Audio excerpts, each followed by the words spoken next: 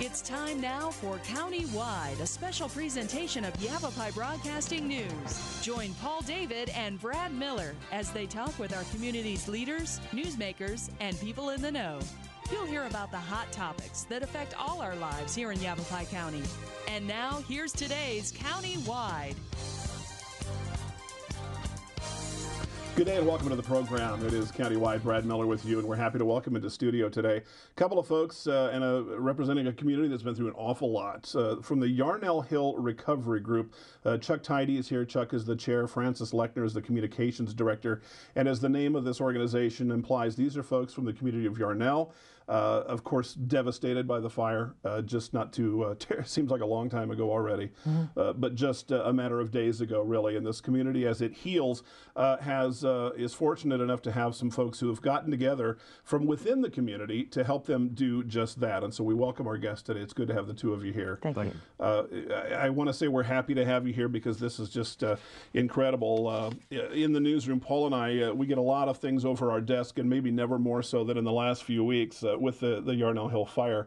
One of the things that we got that was from a lady named Kathy Montgomery, and she sent us something that says the Yarnell Rebuilding Group has been organized. And I kind of looked at that, and then I looked closer, and I thought, oh my gosh, from right here in this community that's been through so much, the folks have taken the bull by the horns, if you will, and from among themselves have organized an operation and an outfit to help the healing. And that's going to come in a lot of different ways. So that's what you hear about. That's what the organization is, and we do appreciate it. This is the first of a two-part program that we'll do. The other will conclude on Thursday. And then for our folks online, you can see the shows any number of times over the next month or two to get caught up and find out how you can help. And we're going to talk about that today. So again, guys, thanks for coming in. I know I can't imagine how busy all of you are there after this devastating fire. In our backdrop today, for our video viewers, the radio folks, you can see the program, of course, online at vertivalleytv.com. There is a map that shows, Chuck, the red is what burned. Correct. The community of Yarnell. The red is the destroyed properties. The destroyed properties. Yellow is damaged. Okay. And you can just see by just the colors on this map what has happened. Again, our radio listeners can't see this, but we'd encourage you to take a look online. There's any number of resources that will show that. But very quickly, even a quick snapshot, Francis, shows us the devastation is every bit as bad as we've been told. Chuck, you told me how many homes were destroyed? 134 lost? 134 lost and 6 damaged. And 6 damaged. And the damage doesn't include the ones with smoke damage, that kind of stuff. That's actual damage, I think, is like they lost a barn versus a home. Something that'll need to be raised, perhaps cleaned up, rebuilt if that's the choosing, and so on. Let's talk about just the... I noticed that Kathy sent us just a real brief biography of each of you folks, the board, yourselves, and the other board members. And as we see so often, you're all involved in other things, very much involved in other things in your community prior to this disaster. And it never surprises me. It seems like some people don't do anything and a few people do a lot, and it looks like this group is just like that. But Francis, tell me, it sounds like, I mean, even before you folks, the folks who were displaced were returned home, this organization started to come together. What triggered it, frankly, was the word that we got on Monday, the 1st of July, that the Arizona Community Foundation, through its sister organization, Yavapai County Community Foundation, had set up a $25,000 matching fund for residents of the community for long-term rebuilding. The next day, that was bumped up to $125,000 matching fund, and it would be administered through a team of locals. So I knew right then and there we needed to get organized. Pastor Paul Jones, who's from the Yarnell Presbyterian Church, Yarnell Community Presbyterian Church, had also been thinking along the same lines. So as of the 5th of July, we held our first organizing meeting just to say, here's what the concern is, here's some of the work, set up a committee structure. But we were in hither and yon. Some of us were participating by phone. So it was 20 people at the outset. We narrowed down to the steering committee, setting up a structure of 11 other subcommittees. And we were rocking and rolling so that when we came back into town on the 8th, I think we met that day, didn't we? We must have. So some more. Anyway, yeah. so And it just all came together very quickly. It seems like there's several pieces of that, certainly a need, as you described, but it seems like it would be important to have the sense that you're steering the wagon, so to speak, that there is a tremendous amount of local control over this. Yeah. You lose your home and you're going to feel like you've lost control and power. And it seems like this helps to address that. Well, and that was part of our concern with some of the key roles to play. For instance, those of us on the steering committee, none of us have lost our homes. That meant we had the time and energy and resources to do it.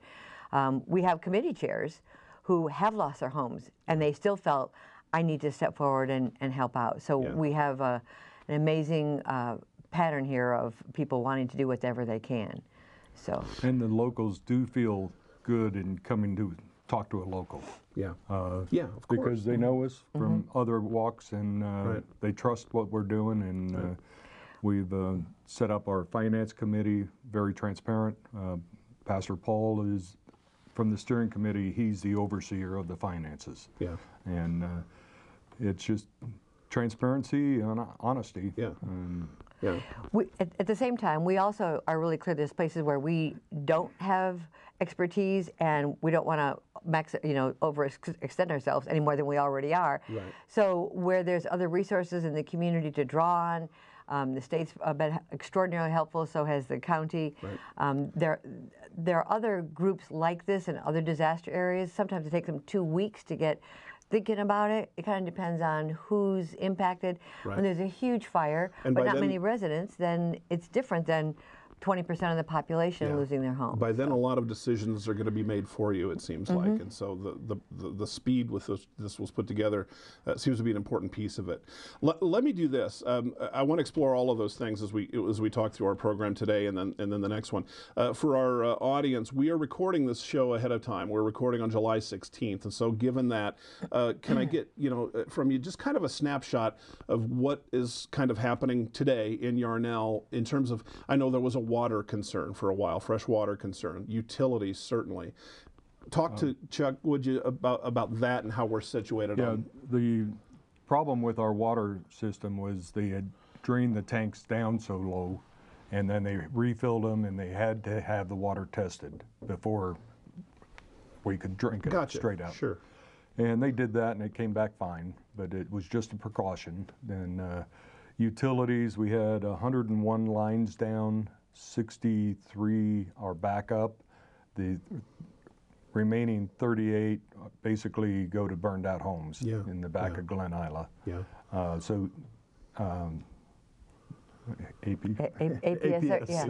APS has done wonders. They had, I don't know, 100 trucks up there putting lines in. They've also agreed for our uninsured homes, which we're estimating between 40 and 55 homes were uninsured.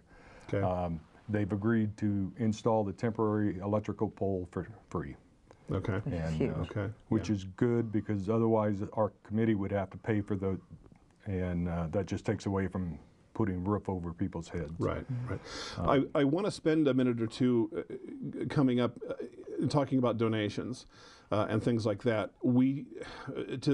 Today, even here at the radio station, we're getting all kinds of groups, individuals who are calling and want to know how to donate and what to donate. So I want to kind of talk about that and get into some detail on that. Can I ask it though this way, and to kind of start at this point, what do you not need?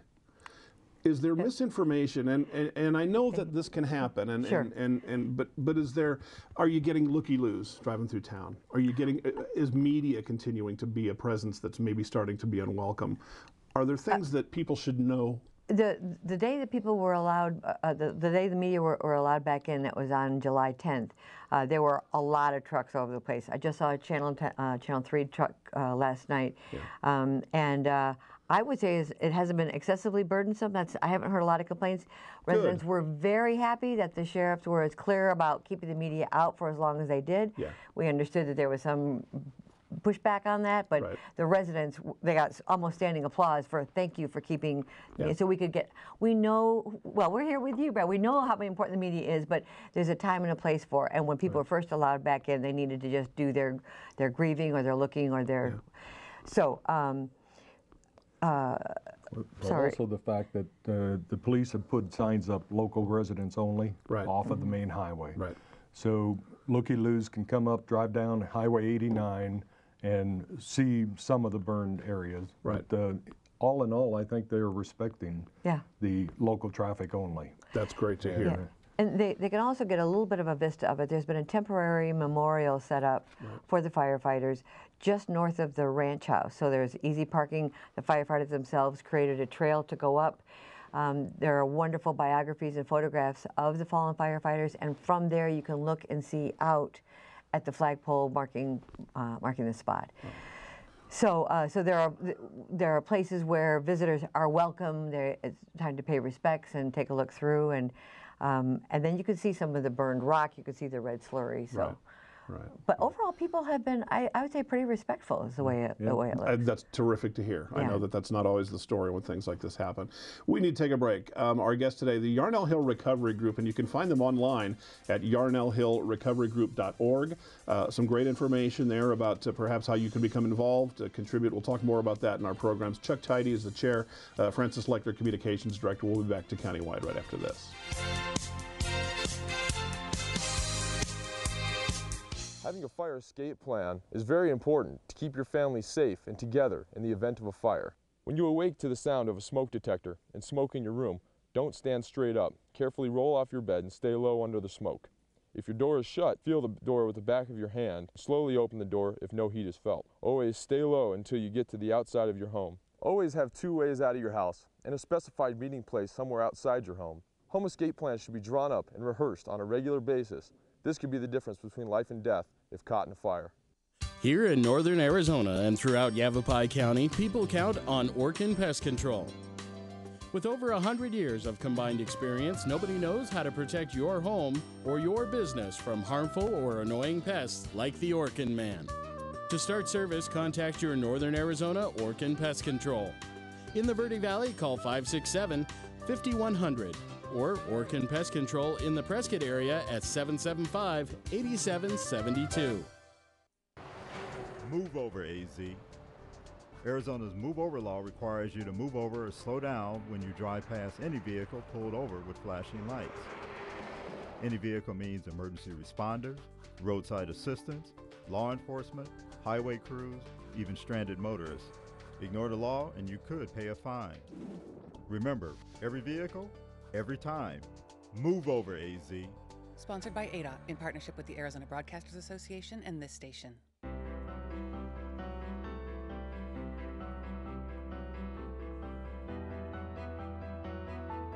Body language can tell you all sorts of things. Like someone is having a stroke. Know the sudden signs. Learn fast. Face drooping, arm weakness, speech difficulty. Time to call 911 and get them to a hospital immediately. Learn the body language and spot a stroke fast.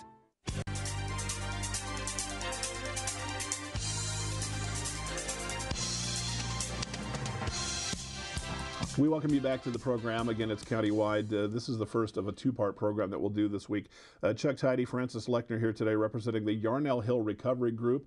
Find them online at yarnellhillrecoverygroup.org. We are talking about coming back, the community of Yarnell and Glen Ela, which I've always thought were kind of the same. It's Glen Ila is. Glen Ila, yeah, sorry. Glen Ila is part of Yarnell. A suburb. The post office. Yeah, there you go. A suburb. But the kind of dual community there, Peoples Valley also suffering in this fire. When we talk about donations and things like that, and people, as I understand it, one of the things the group is kind of looking at is there's folks who, monetary donations, certainly there's been a lot of that, but that are saying, hey, I'm a builder and we're off the job site for 2 days. I got 3 guys here with hammers and saws. Can we help you? Tell me about that. So part of the learning curve for me is something called SUV, Spontaneous Uninvolved Volunteers. People just came up to help, and we have a volunteer coordinator. Linda Ma is the chair of that committee, who has experience in coordinating volunteers. The challenge is having the needs met. We've had some volunteers who come up and there wasn't anybody quite ready for what they wanted to do yet. So one of the best things, if people have skills, if they would go online and go on the site. They can either send us an email through there, or there's committee contacts on there. They can say, I have this skill to offer.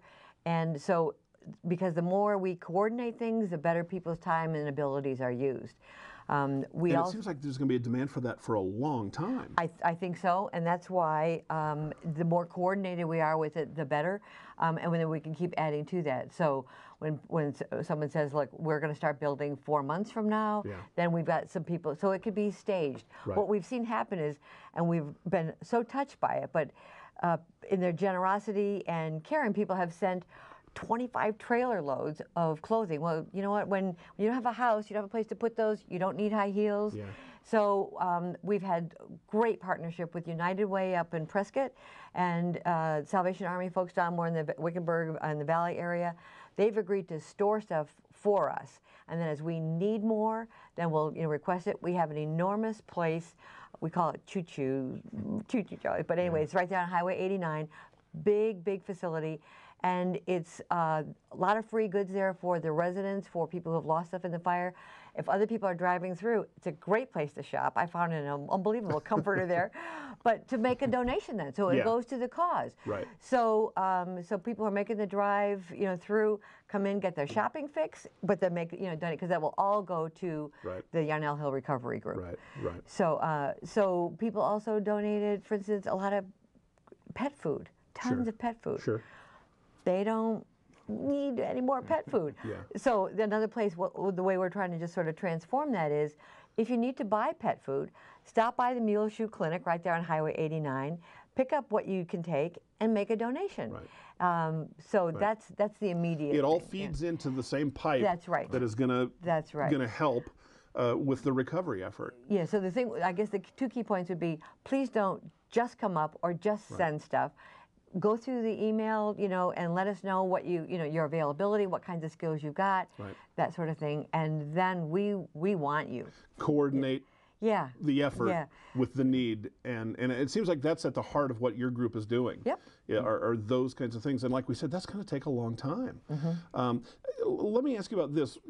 I aimed for this a minute ago, and I think we jumped over it too quickly. With all these homes lost, there's a lot of people that are still displaced and will be for some time. Where are they? Well, how are they doing? We had 40 homes are available for use right within the community. People have either donated, not donated, but made them available to people to live in, or a room in them. So there's folks there. There are 16 RVs and trailers that have been brought up for people to stay on the land. 7 of those have been just actually turned over and titled donated to the church, to the Yarnell Community Presbyterian Church. Is it FEMA? Private donations? Is that? These are private, all private donations. Is that right? Yes. Wow. So 16 people have been housed so far. More are trickling in. However, some folks are staying with friends in the valley or other places. Gotcha. So there's a little bit of disbursement, but now that it looks to be a little bit safer, the phone lines are all up as of last Friday. Within a week they had them all up. So as their communication links, one of the challenges in our community is that there's a whole lot of folks who aren't on email, never have been, never will be. So they're much more reliant on the old-fashioned things like flyers posted here and there, on telephone calls, on a neighbor stopping by to say, hey, did you hear about the community meeting? So we need to, so although we've done a lot of work with setting up the website and using the emails, and we're on Facebook as well, and Twitter now as well, we need to address the folks who aren't in that loop. You got to walk down the street and knock on the door sometimes. That's right. We also have, the county started it and we'll continue it. We have Tuesday, Thursday, and Saturday community meetings. Bringing people up to speed on what's going on. They're at 5 o'clock in the Assembly of God Church. Right there on Highway 89. Right across from the Ranch House Restaurant. And it's just, people can come in and ask questions. We're slowly taking it over from county. County is now becoming a tool for us rather than, say, they're a hammer instead of being the toolbox. It's our turn to take over and lead, and we're doing that. And Is there, can I ask you about that kind of law enforcement presence? I know we had 3 guys arrested for looting, basically, going into a home where folks had been displaced, and they'll get whatever. is coming to them. But law enforcement, it sounds to me like, was on that case very, very quickly. Hopefully it's the only one. It's the only one I've heard of. It's the only one we know of. Have they, and when we say law enforcement, we're talking Yavapai Sheriff's Office typically. Are they? Well, we've seen more cop cars the last week, but DPS is also patrolling. During the fire, they had people from Prescott Valley Fire or Police Department all over. Right. Coconino County sheriffs were there. You felt secure? We did. Oh, yeah. Okay. And still do. Sorry. Yeah. There's still a little bit of a stepped-up presence of the sheriffs. They're kind of monitoring, kind of driving around, just kind of keep an eye on things. And right now, that still feels really good. Yeah. They're needed and welcome, it sounds like. We need to take another short break, so let's go ahead and do that. And when we come back, we'll give you some information very specifically about who to contact. We'll repeat some of the things that we've talked about before. If you have skills, if you have resources, whatever it may be that you think can be put to good use, helping the folks in Yarnell recover, you're welcome to do that. And we'll talk more about it again. Chuck Tidy, Francis Lechner, the Yarnell Hill Recovery Group. We'll be back right after this.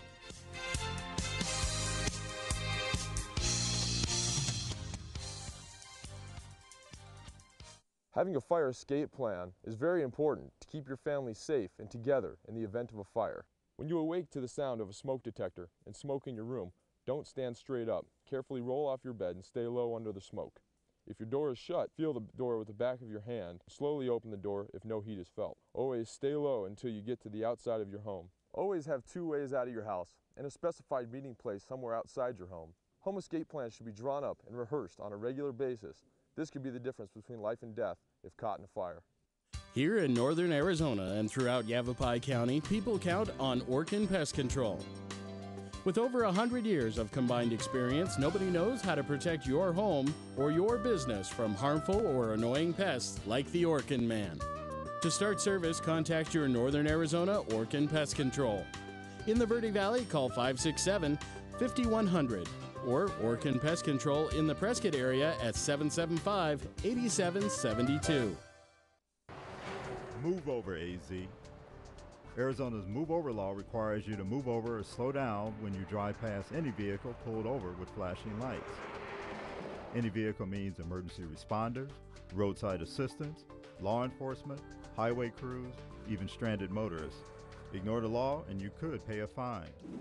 Remember, every vehicle, every time. Move over, AZ. Sponsored by ADA in partnership with the Arizona Broadcasters Association and this station.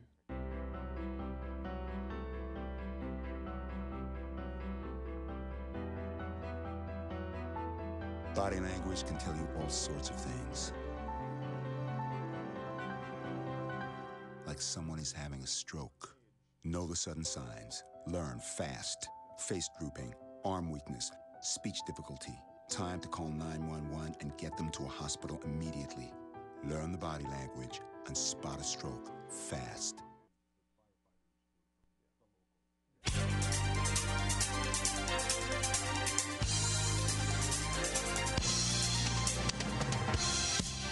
Welcome back to the program as we wrap up our final segment for this first part of the show. It's a two-part program, so we'll talk again with Chuck Tidy, Francis Lechner, YarnellHillRecoveryGroup.org, website where you can find a lot of good information about how to help these folks. We debated about a phone number, and both of your phones are ringing off the hook. Yeah. So we're not going to include that for the moment, but you can find a good resources for everything we're talking about on this show and the next one at YarnellHillRecoveryGroup.org. So take a look there. If people want to donate, can they do that at that website? They can do it at the website. We're in the process of getting, we're getting a PayPal account set up. It's not there yet.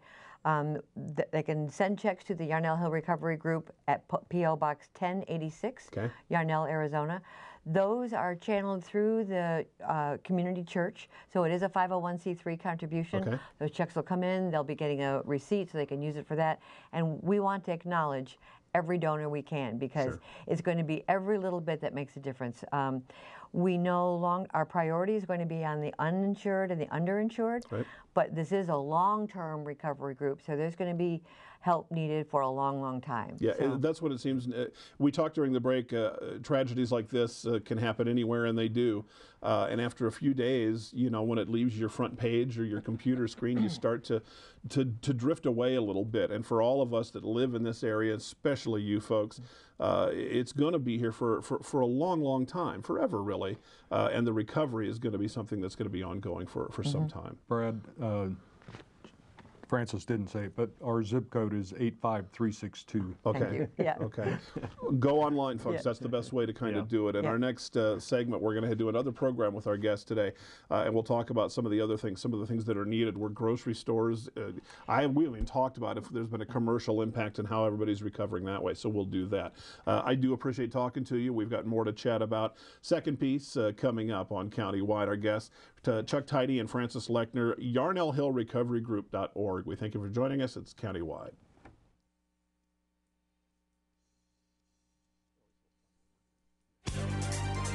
This has been Countywide, a special presentation of Yavapai Broadcasting News. Listen in each Tuesday and Thursday as we tackle the hot topics and talk to the decision makers across Yavapai County. That's Countywide with Brad Miller and Paul David each Tuesday and Thursday on this Yavapai Broadcasting station.